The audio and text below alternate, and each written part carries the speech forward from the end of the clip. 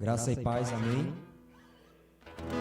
Que nessa noite você possa abrir o seu coração, que nós possamos abrir o nosso coração para atentar para o que vai ser ministrado aqui nesta noite, para o que vai ser trazido da parte do Senhor, que o Senhor já colocou no coração da irmã Vanessa.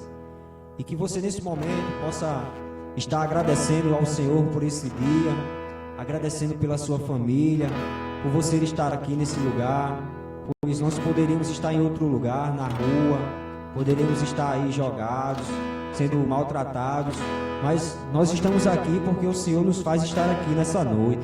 Então que você agradeça a Deus por esse dia, pela sua vida e por Ele estar fazendo novas coisas na sua vida.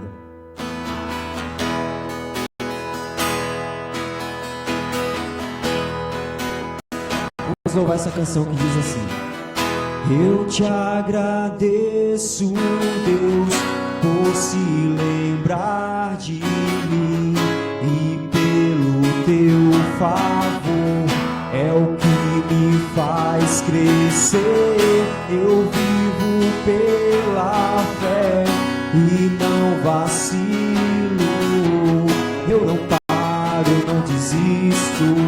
Eu sou de Deus, eu sou de Cristo. Você mudou a minha história e fez o que ninguém podia imaginar. Você acreditou e isso é tudo. Só vivo pra você, não sou do mundo, não.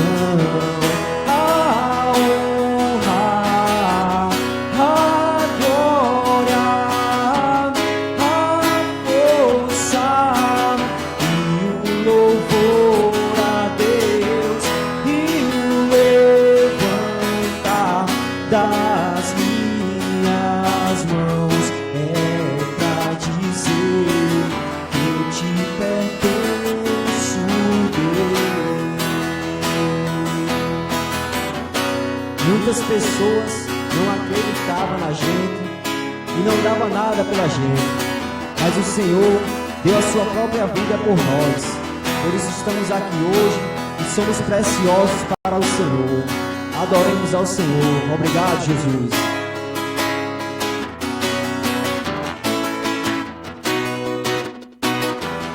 Eu te agradeço, Deus, por se lembrar de mim, e pelo teu favor é o que me faz crescer. Eu vivo pela fé e não vacilo mais. Eu não paro, não desisto. Eu sou de Deus, eu sou de Cristo. Você mudou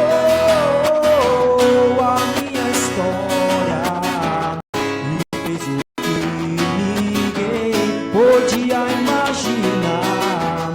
Você acreditou e isso é tudo. Obrigado, Jesus. Não sou do mundo, não.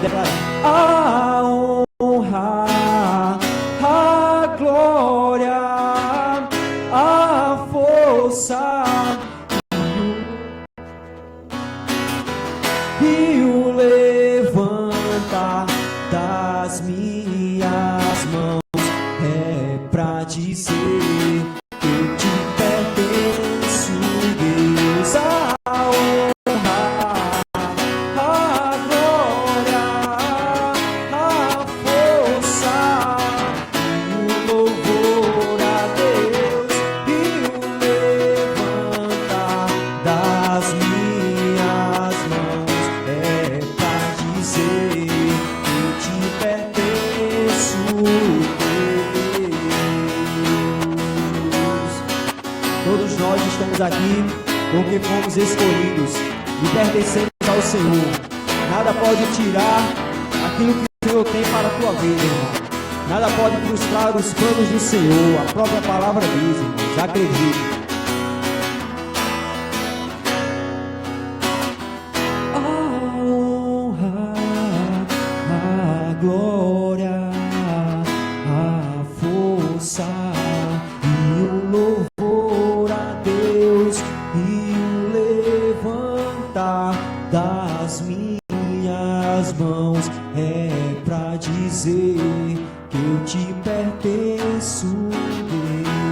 Vamos dar uma salva de palmas ao Senhor Jesus.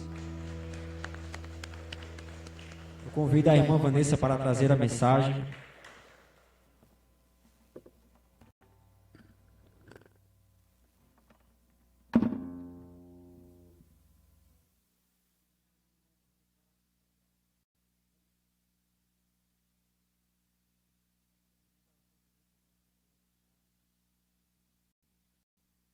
Nossa. Boa noite a todos. Muito bom estar aqui de novo, né, gente? 2 semanas que eu dei umas faltadazinhas aí, né? A primeira quarta-feira foi porque o pastor Cristiano estava doente, aí eu acabei tendo que ficar também em casa. E semana passada foi o recital de conclusão de curso de uma das pessoas lá da congregação.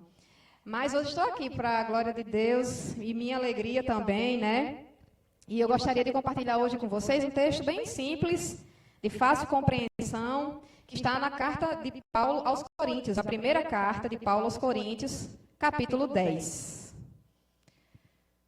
Podem abrir aí com calma.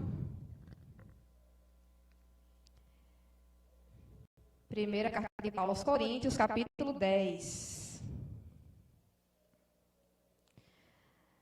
A Bíblia é muito interessante, né?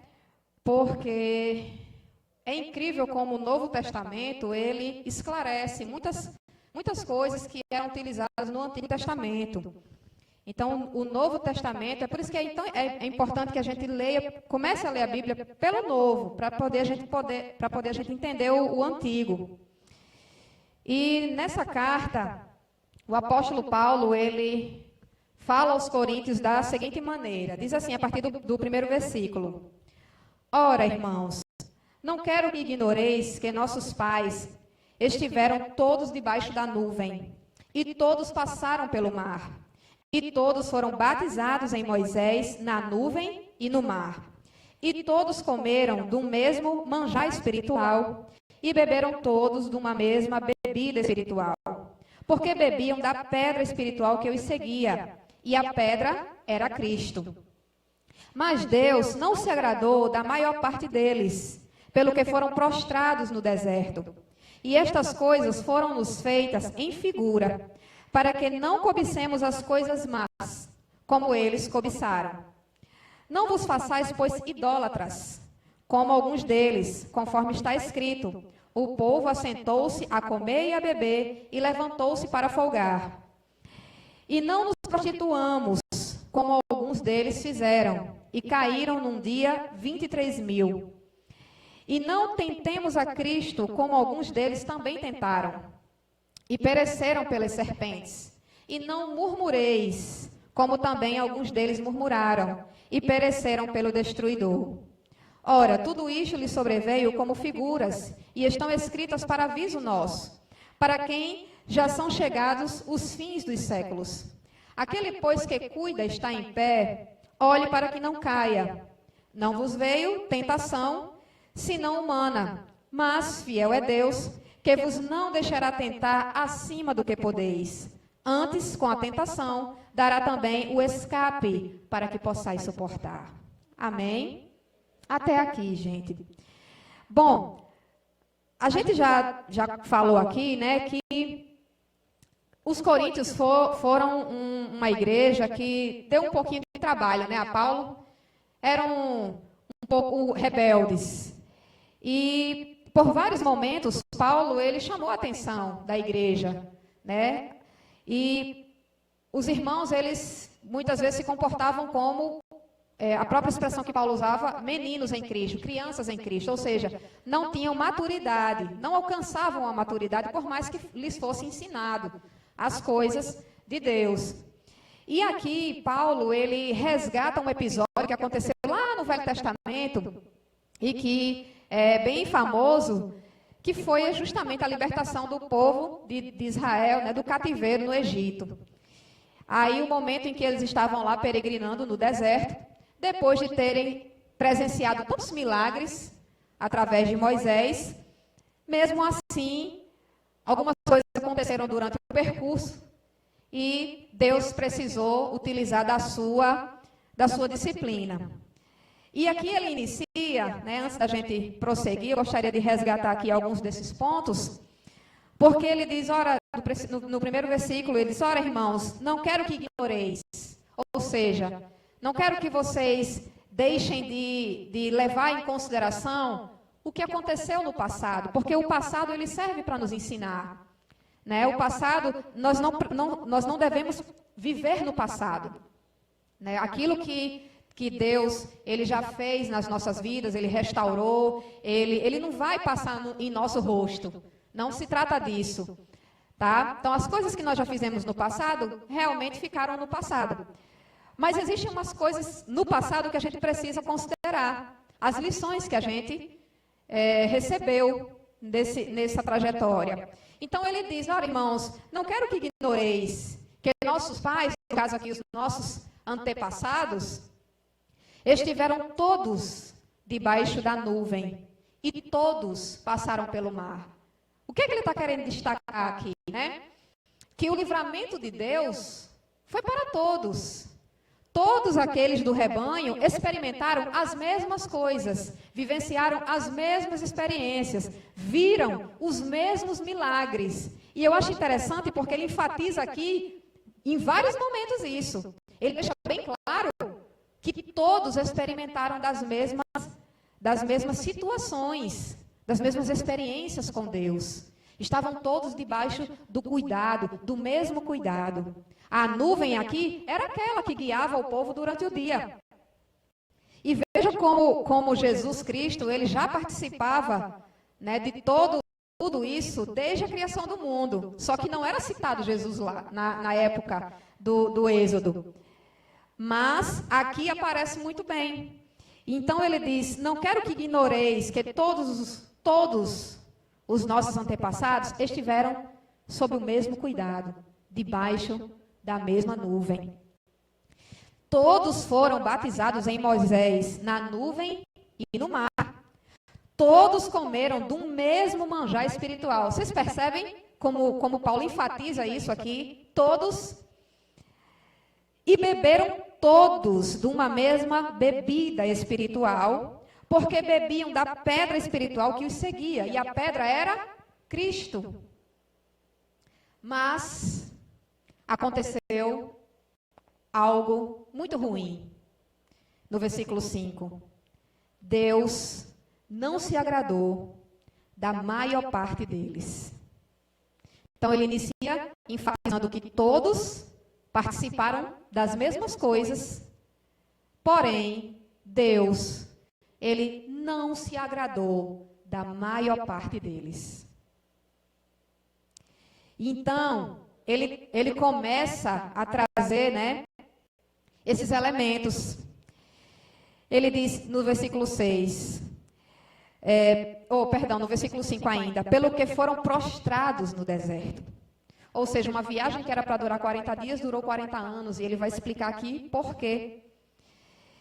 E assim, o que eu acho interessante, e o que eu destaco até aqui nesse momento, é que o cuidado de Deus foi constante na vida deles, durante todo esse percurso.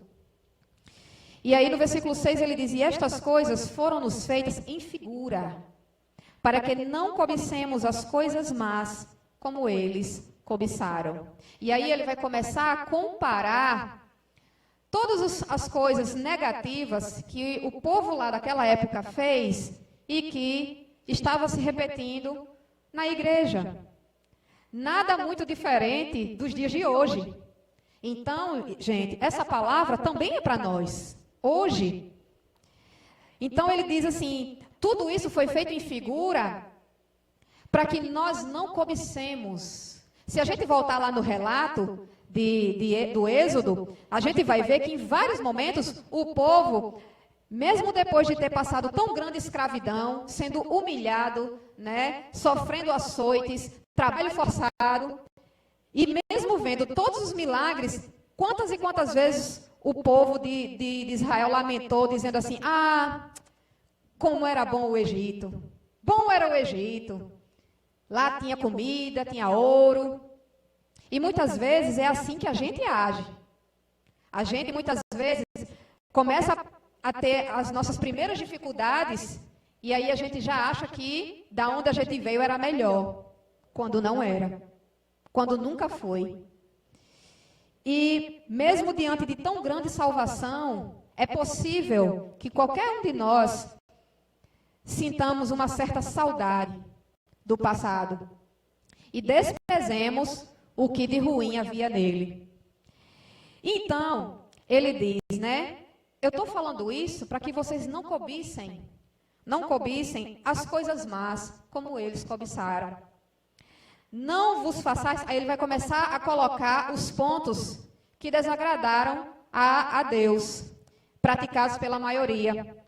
Não vos façais, pois, idólatras, como alguns deles, conforme está escrito, o povo assentou-se a comer e a beber e levantou-se para folgar.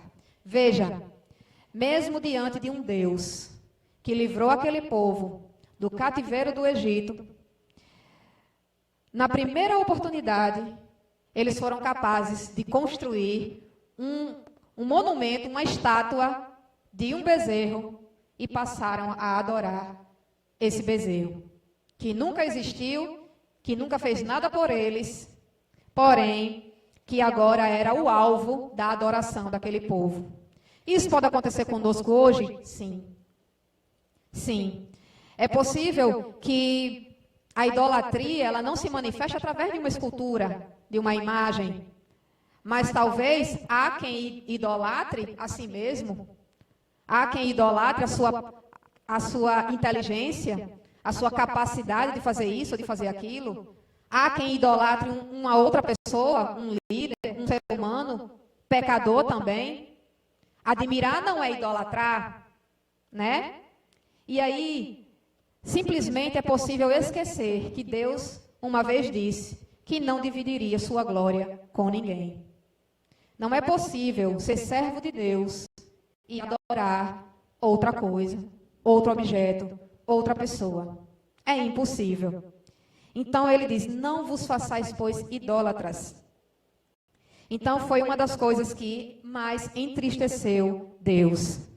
Mas aí no 8 ele continua e ele diz, e não nos prostituamos, como alguns deles fizeram, e caíram num dia 23.000.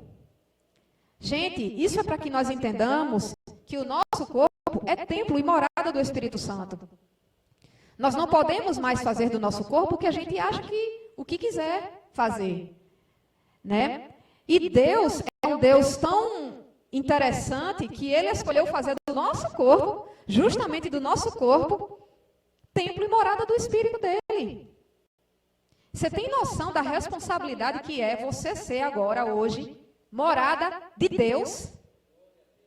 Você tem noção da responsabilidade que isso significa para mim e para você?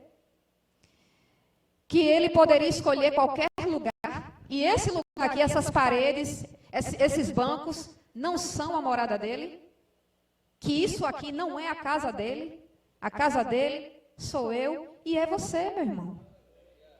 Somos nós, hoje, agora. E aí ele continua no versículo 9, e não tentemos a Cristo, como alguns deles também tentaram e pereceram pelas serpentes. Não tentarás ao Senhor teu Deus. Familiar, né? Jesus falou isso também no momento em que ele estava sendo tentado do deserto. Não tentar a Deus. Versículo 10. Não murmureis, como também alguns deles murmuraram e pereceram pelo destruidor. Gente, o que é murmurar? O que é a murmuração? É a reclamação constante. Sabe? Se tem uma coisa que Deus abomina, é a reclamação constante. Sabe, a pessoa que vive reclamando, pode prestar atenção que quando você reclama muito, você mesmo se sente mal, né? É um sentimento ruim que vai se acumulando. E foi justamente por isso que o povo não entrou na Terra Prometida. Porque essa resposta a gente vai encontrar lá no livro de Números. Por que o povo não entrou? Pela murmuração. Nada satisfazia. Sabe? Eles foram libertos de um cativeiro, de uma prisão. Lá no deserto, Deus providenciou a nuvem para guiá-los, a coluna de fogo para guiar à noite, as aves para servir de alimento, o maná, o alimento, a água, a abertura de um mar inteiro, mas parecia que nada disso era suficiente. Alguma semelhança com os dias de hoje? Todas, né? Quantas vezes nós também não somos assim? Insatisfeitos, ingratos. Porque o contrário da reclamação é a gratidão. Certo, gente? Quanto mais gratos nós somos, menos nós reclamamos das coisas. E isso também é uma habilidade que se adquire. Ser grato não é uma mágica, não é um estado espiritual que se apodera, né, da gente. É uma habilidade que se desenvolve, sabe? É preciso aprendermos a sermos gratos. É preciso exercitar a gratidão. Mesmo quando você não vir nenhum motivo aparente para agradecer, agradeça a si mesmo. E você vai perceber que muita coisa vai mudar na sua vida. E a primeira coisa que vai mudar na sua vida é a sua capacidade de enxergar as coisas de um modo totalmente diferente.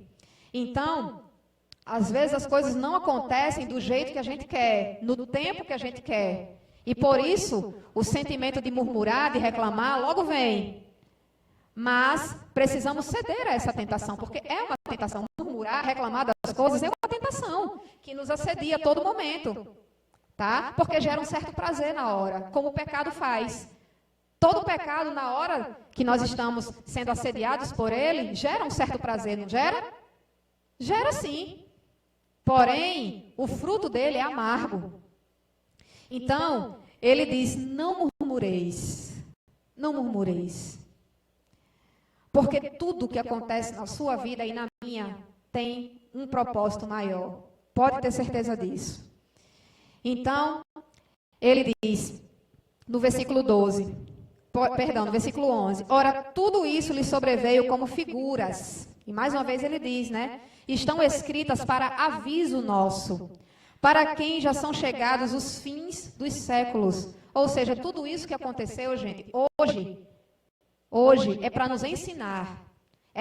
Foi uma figura, foi algo que Deus, ele utilizou naquele momento, e hoje somos privilegiados porque nós podemos entender o propósito de tudo aquilo. Eles na época não.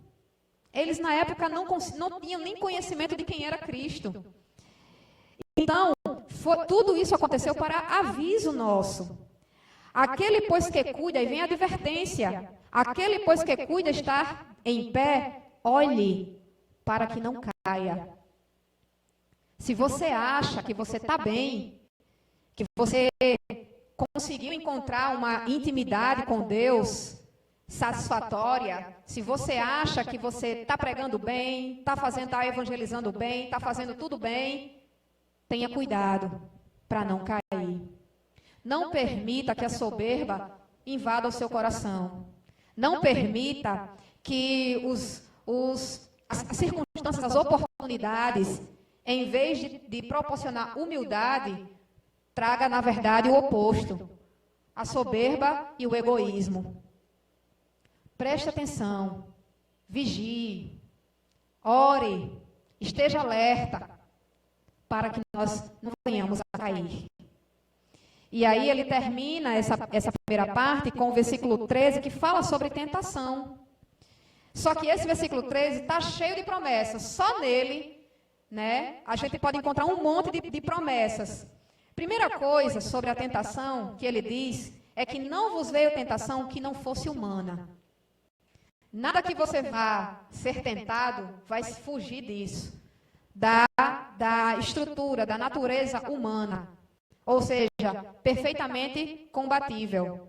Ok? Não vos veio tentação senão humana. Aí vem uma outra afirmação importante. Mas fiel é Deus. Gente, Deus é fiel. Ele é fiel. É um dos atributos. Deus, ele não tem fidelidade. Ele é fiel. É a mesma coisa de dizer Deus é amor. Deus, ele não só tem amor, como ele é a essência do amor. Então aqui está dizendo que Deus, ele é fiel. Mas ele é fiel a mim? Não. Ele é fiel a ele mesmo. Deus, ele é fiel à palavra dele. Certo? Então, se ele diz coisas que ele, como ele diz aqui, como ele falou, né? Nesse texto que nós estamos lendo, Deus é fiel que não vos deixará tentar acima do que podeis. É uma promessa. Deus, ele não vai deixar que nós sejamos tentados acima do que nós podemos. Então, nós podemos escapar da prostituição? Sim. Podemos escapar do desejo de tentar a Cristo? Sim. Podemos fugir da tentação de murmurar? Sim. E qualquer outro tipo de tentação. A Bíblia diz, ele é fiel e não vos deixará tentar acima do que podeis. Então, gente, isso significa que nunca nós vamos poder usar aquela desculpinha, foi mais forte do que eu, ó. Ah, eu fiz. Sabe que eu nem percebi? Foi tão rápido. Foi mais forte do que eu. Negativo. Pode ter sido mais forte do que você, mas não foi mais forte do Deus que habita em você. Então, aqui, né, ele é bem claro. Não vos deixará tentar acima do que podeis. É outra certeza que nós podemos ter na hora da tentação. Antes, com a tentação, dará também o escape, a forma de fugir, gente. Ele vai dar todas as oportunidades do mundo para que nós fujamos daquilo. Certo? Por quê? Porque a tentação a gente não vai acabar batendo de frente com ela, não, para provar quem é mais forte, se sou eu ou se é a tentação. De forma alguma. A Bíblia diz que nós temos aqui fugir mesmo. Fugir aqui é sinal de coragem, não de covardia. É entender que nós somos limitados enquanto estivermos nesse corpo. Então ele diz, e não vos deixará tentar acima do que podeis, antes com a tentação dará também o escape para que você possa suportar. Olha quantas afirmações nós temos em apenas um versículo. E eu aconselho você a memorizar esse versículo. Porque talvez na hora você não esteja com a Bíblia à sua disposição, mas ela vai estar aqui na sua mente, né? Não vos veio tentação que não fosse humana, né? Mas Deus é fiel e não vos deixará tentar acima do que podeis. Antes, com a tentação dará o escape para que possais suportar. 1 Coríntios 10, 13. Gente, e só para a gente concluir essa questão da tentação, eu queria que vocês abrissem em Tiago. Tiago capítulo 1. Tiago capítulo 1, versículo do 12 ao 14. Lá no finalzinho da Bíblia. Tiago 1, versículos do 12 ao 14. Do 12 ao 15. Que vai dar um detalhamento maior desse versículo aí que nós lemos em Coríntios.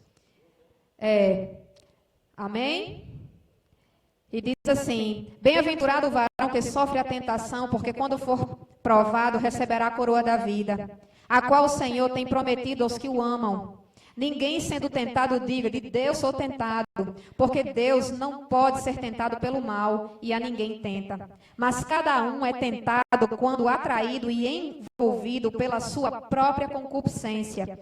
Depois, havendo a concupiscência concebido, dá à luz o pecado, e o pecado, sendo consumado, gera a morte. Toda a tentação vai partir de um mau desejo. Concupiscência significa desejos da carne, maus desejos. Certo, gente? Isso quer dizer que nós devemos estar atentos aos maus desejos que ainda habitam em nós. Precisamos estar atentos quando eles surgirem. Porque na hora que eles surgirem, a tentação, ela vai nos assediar Porém, o que vai realmente nos fazer ser atraídos é o que diz nesse versículo 14. Quando seríamos atraídos e envolvidos pelos nossos próprios desejos da carne. Vocês estão entendendo, gente? É por isso que lá em 1 Coríntios 10, 13 diz que a tentação, ela não é além, né, do nível humano. Você e eu seremos atingidos diretamente nos maus desejos que nós temos ainda dentro de nós. E é através disso, dessa consciência, que nós vamos poder lutar adequadamente contra o pecado. Não é dizendo está repreendido, não é dizendo eu reivindico, não é dizendo eu determino que nós vamos ter um escape, não, gente. Nós só vamos ter um escape quando nós olharmos para dentro de nós mesmos e com transparência encararmos de frente o pecado que habita em nós e os maus desejos que estão lutando constantemente contra o espírito que habita em nós. Porque a batalha espiritual é outra realidade relatada na palavra de Deus. A carne vai lutar contra o espírito e o espírito contra a carne, para que você e eu não façamos o que queremos. Entende, gente? Como é sério isso? Como precisamos estar alertas e vigilantes a tudo isso? Porque se eu relaxar, pode ser realmente que eu seja derrotado na hora da tentação. Ninguém que está numa guerra vai cochilar. Tem que estar alerta. E da mesma forma somos nós. Porque a nossa batalha não é contra a carne e nem contra o sangue. É uma batalha espiritual.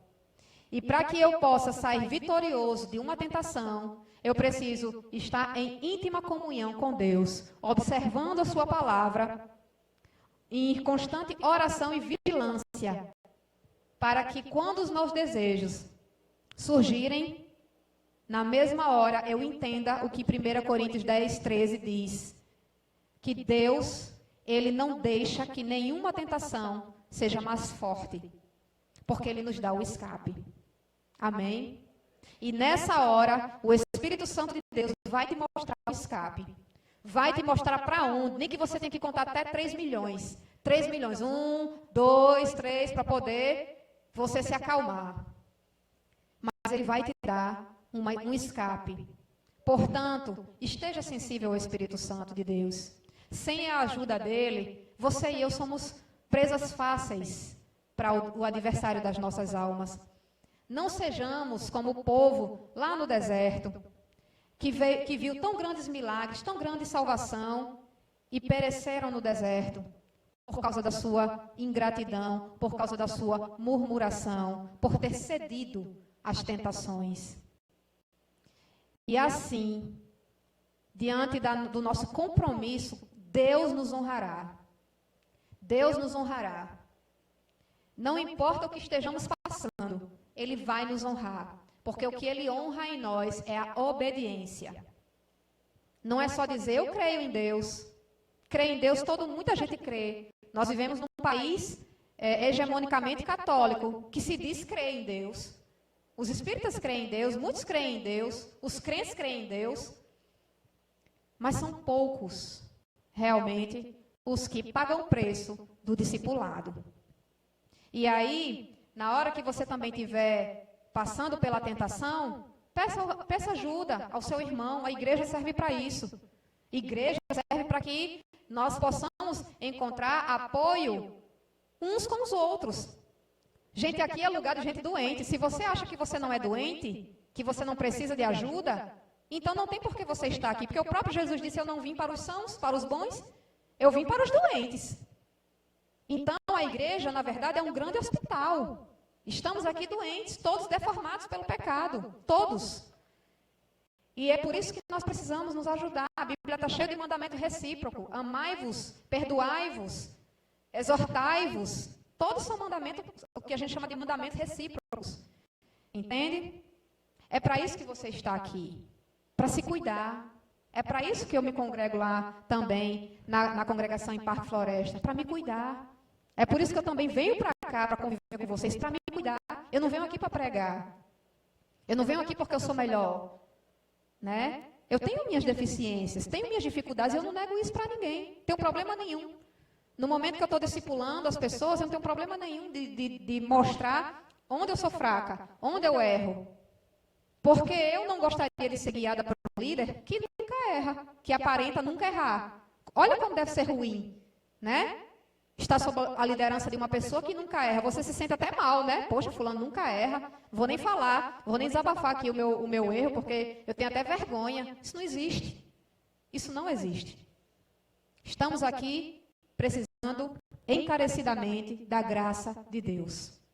Sem ela, nós não somos nada, estamos na lama, na mais profunda escuridão, sabe? E o pecado, ele é semelhante a um poço. Imagine um poço bem fundo, e você caiu nele, e lá nas paredes e no chão está cheio de lodo. Quanto mais você tenta sair, mais você o quê? Escorrega, não é assim? É assim que o pecado faz com a gente. Quanto mais eu me debato, mais eu escorrego. Para eu sair desse poço, o que é preciso ser feito? Alguém lá de fora botar uma corda para que eu possa sair, não é assim? Foi isso que Deus fez. Lá de cima, enviou seu Filho para nos tirar do lodo, para nos tirar da lama. E a gente nunca pode esquecer dessa verdade, para que a gente não haja como os fariseus, que se sentiam o máximo, os mais perfeitos, os caras, a ponto de não acreditar no Filho de Deus, simplesmente porque ele não veio da forma como eles queriam que o Messias viesse. E rejeitaram o Messias. Amém, gente? Então, vamos orar e meditem nessa palavra, assim como eu também preciso meditar mais e mais vezes, né? Pedindo misericórdia a Deus.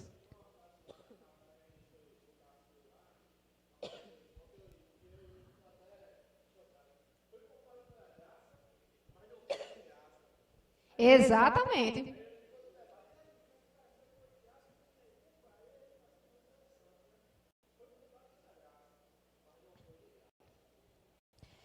Exatamente.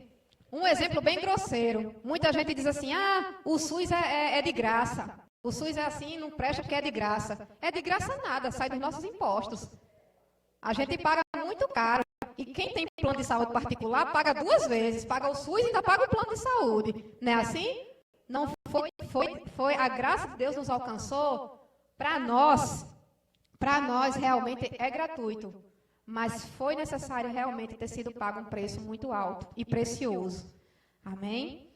Paizinho amado, em nome de Jesus, nós queremos te agradecer, Deus, pela graça que nos alcançou, Senhor. Obrigada por essa palavra dura, mas uma palavra que também nos faz entender, Senhor, que nós erramos, nós temos os nossos pecados, Deus, mas o Senhor é capaz de nos conceder tão grande livramento, Deus. Muito obrigada, Senhor, por todas as oportunidades que o Senhor nos dá de sermos provados, Deus, em meio às dificuldades. E muito obrigada pelo auxílio do Teu Espírito que nos ajuda nas nossas fraquezas, Pai, e nos auxilia no momento da tentação. Pai, que o Senhor continue abençoando cada irmão, Deus, cada pessoa, Deus, desse projeto. E, enfim, Pai, que cada um possa entender, Senhor, que somente com o auxílio do Teu Santo Espírito, eles podem ser vencedores, mais que vencedores de Deus. E que a nossa luta não se resume ao plano terreno, mas está muito mais acima da nossa compreensão, Deus. E que nós possamos também meditar diariamente nessas verdades e somente agradecer, porque o sentimento que deve ser gerado diante da exposição de uma palavra como essa é o sentimento de gratidão, Deus. De gratidão porque, ao mesmo tempo que o Senhor nos adverte, o Senhor nos oferece recursos para que nós possamos enfrentar as tentações e as dificuldades da vida, Pai. Entendendo também que um dia estaremos livres de tudo isso, porque poderemos ver o Senhor face a face e lá nessa morada permanente não haverá mais luta, não haverá mais tristeza, não haverá mais tentação, Pai. Então, que nós possamos sempre olhar para isso, Pai, que o nosso foco seja esse e não venhamos a nos distrair com as coisas deste mundo, que não venhamos a nos distrair, Deus, com os problemas, com as dificuldades dessa vida, Senhor. Mas venhamos a ser gratos, mesmo sem entender, nós venhamos a ser gratos, Pai. E eu tenho certeza que esse sentimento de gratidão, Pai, vai nos trazer também conforto, paz para as nossas almas, alívio, Deus. Diferente da reclamação, da murmuração, que traz na sua raiz a ingratidão, Senhor. Então, que nós possamos tirar do nosso coração toda e qualquer raiz de amargura, de ressentimento, Pai, e sejamos curados. Sejamos curados pelo Teu Espírito, pela Tua Palavra. Deus, muito obrigada por essa noite. É no nome santo e precioso de Jesus que nós te oramos, te agradecemos com todo o nosso coração. Amém, Senhor. Amém. Deus abençoe.